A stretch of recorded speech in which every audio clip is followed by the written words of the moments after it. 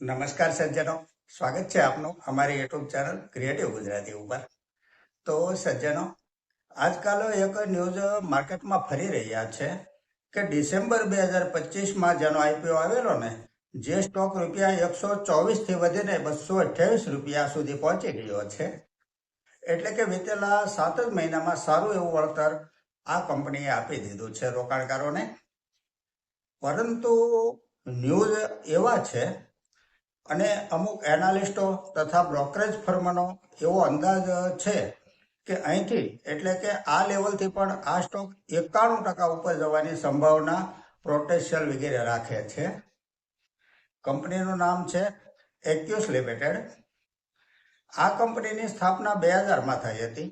આ એક diversified contract manufacture company છે, જે એરોસ્પેસ, રમકડા, કન્ઝ્યુમર ડ્યુરેબલ ઉદ્યોગો માટે હાઈ પ્રિસિઝન પાર્ટ્સ બનાવે છે, જેનું મુખ્ય મથક કર્ણાટકમાં આવેલું છે.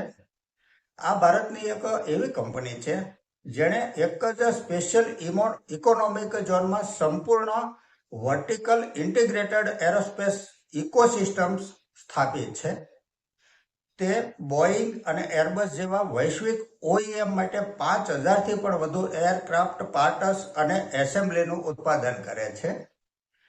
કંપનીની સૌથી મોટી વિશેષતા તેની વર્ટિકલ ઇન્ટિગ્રેટેડ મેન્યુફેક્ચરિંગ ઇકોસિસ્ટમ છે, જેનો અર્થ એ થાય કે કાચા માલથી બનાવટથી લઈને મશીનિંગ, સરફેસ ટ્રીટમેન્ટ અને અંતિમ એસેમ્બલી સુધીની તમામ પ્રક્રિયાઓ એક જ જગ્યાએ થાય છે, જે ગ્રાહક માટે સમય અને ખર્ચ બંને બચાવે છે.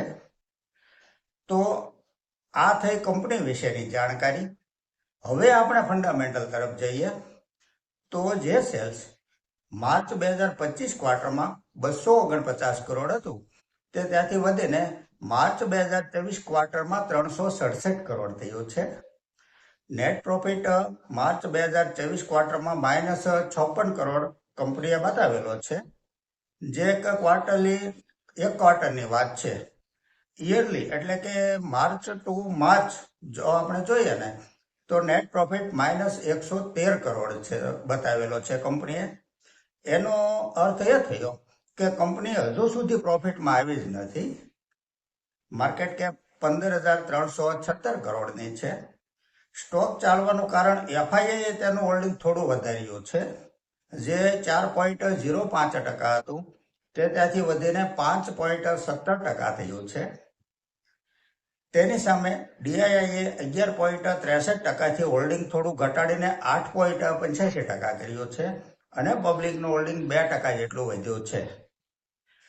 ડેટ ટુ ઇક્વિટી 0.47 છે. ડિવિડન્ડ યીલ્ડ 0 છે આ કંપનીની. અને સૌથી મહત્વની અને અગત્યની વાત કે ઇન્ડસ્ટ્રીઝ પીઈ રેશિયો 47 છે, જ્યારે આ કંપનીનો પીઈ રેશિયો કોઈ જગ્યાએ ઉપલબ્ધ નથી.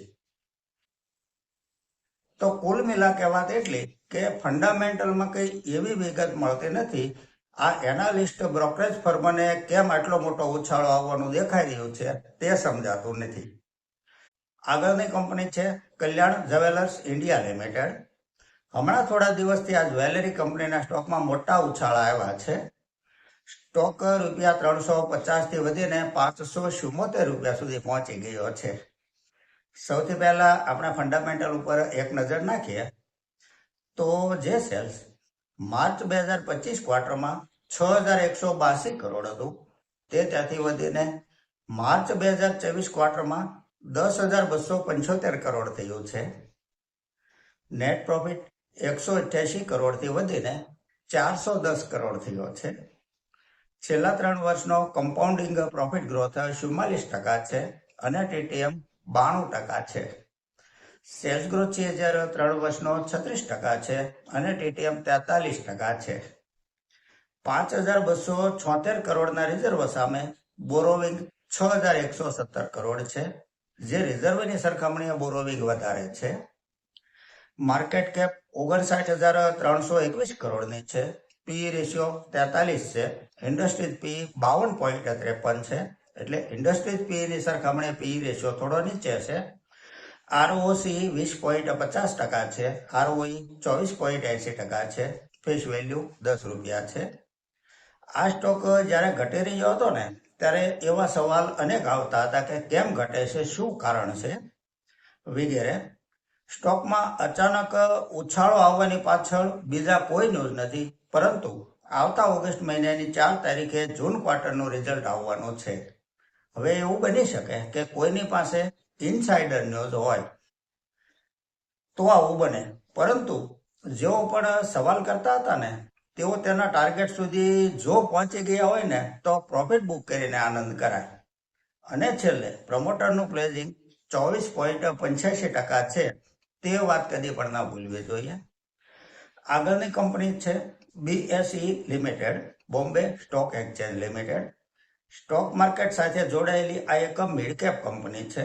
મે 2024માં આ કંપનીએ હાઈ બનાવેલો છે. ફંડામેન્ટલ જોઈએ તો જે સેલ્સ માર્ચ 2025 ક્વાર્ટરમાં 847 કરોડ હતું, તે ત્યાંથી વધીને માર્ચ 2024 ક્વાર્ટરમાં 1566 કરોડ થયું છે. નેટ પ્રોફિટ 494 કરોડથી વધી 795 કરોડ થયો છે. માર્ચ ટુ માર્ચ એટલે કે એક વર્ષનો નેટ પ્રોફિટ 2487 કરોડ થયો છે. છેલ્લા 3 વર્ષનો કમ્પાઉન્ડિંગ પ્રોફિટ ગ્રોથ 124% છે અને TTM 79% છે. સેલ્સ ગ્રોથ 3 વર્ષનો 74% છે, TTM 50% છે. રિઝર્વ કંપની પાસે 6591 કરોડનું છે, તો સામે બોરોવિંગ 0 છે. આ એક સંપૂર્ણ કર્જ મુક્ત કંપની છે. ROC 58% છે, ROE 44.80% છે. માર્કેટ કેપ 1,45,886 કરોડની છે. સ્ટોક પ્રાઇસ 3,582 રૂપિયા છે. આ સ્ટોકમાં 3500 સપોર્ટ ઝોન ગણી શકાય, જેનો ટેકનિકલી સંપૂર્ણ અભ્યાસ કરીને પૂરી વિવેક બુદ્ધિથી નિર્ણય લેવો. કારણ કે કંપની કોઈ પણ હોય, સ્ટોક હંમેશા લાંબા ગાળે કંપનીના પ્રોફિટના જ ફોલો કરતો હોય છે. આગળ જોઈએ તો દોસ્તો, જ્યારે ઈરાન અમેરિકાના યુદ્ધનો વિરામ થયો ને ત્યારે આખી દુનિયાએ એક રાહતનો શ્વાસ લીધો હતો. ક્રૂડ ઓઇલનો ભાવ પણ નીચે ગયો હતો, જે ફરી યુદ્ધ વકરતા ઉપર જવા લાગ્યું છે ક્રૂડ ઓઇલ.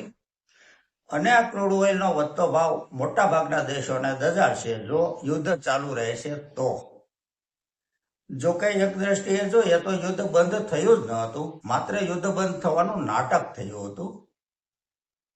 તેની પાછળ કારણ એ હતું કે US પ્રેસિડેન્ટને જો યુદ્ધ 60 દિવસથી વધારે ચલાવવું હોય તો ત્યાંની કોંગ્રેસ, એટલે કે જેવી રીતે આપણે અહીંયા પાર્લામેન્ટ છે તેવી રીતે ત્યાંની કોંગ્રેસની તેને મંજૂરી લેવી પડે ત્યાંના નિયમ પ્રમાણે. એટલે જેવા યુદ્ધના 60 દિવસ પૂરા થવા આવ્યા એટલે ટ્રમ્પ સાહેબે ઈરાનની તમામ શરતો સ્વીકારીને ઉતાવળ રાખી અને એક દિવસ વહેલા નિર્ધારિત સમયથી સાઇન કરી દીધી. ત્યાર પછી અચાનક સ્ટેટ ઓફ હોર્મુઝમાં 3 જહાજ ઉપર હુમલા થયા છે, જેને ઈરાન કહે છે કે હુમલા અમે તો કર્યા જ નથી. તેમ છતાં ઈરાને યુદ્ધ વિરામનો ભંગ કર્યો છે તેવું બહાનું બતાવી અને નવેસરથી નવા નામે ટ્રમ્પ સાહેબે યુદ્ધ ચાલુ કરી દીધું છે, જેમાં તેને યુદ્ધ કરવા માટેના નવા 60 દિવસ મળી ગયા છે. આ એક એવી ઇવેન્ટ છે જે સ્ટોક માર્કેટ ઉપર ગણતરી બહારની અસર છોડી શકાય છે. માટે દરેક રોકાણકારે આ ઇવેન્ટને ગંભીરતાથી લેવી જોઈએ, પૂરેપૂરી. તો સજ્જનો, આ સાથે આજની આ ચર્ચા અહીં પૂરી કરીએ છીએ. જો આપને આજની આ ચર્ચા પસંદ આવી હોય તો લાઈક કરજો, શેર કરજો, મારી ચેનલને સબસ્ક્રાઇબ કરજો. નમસ્કાર.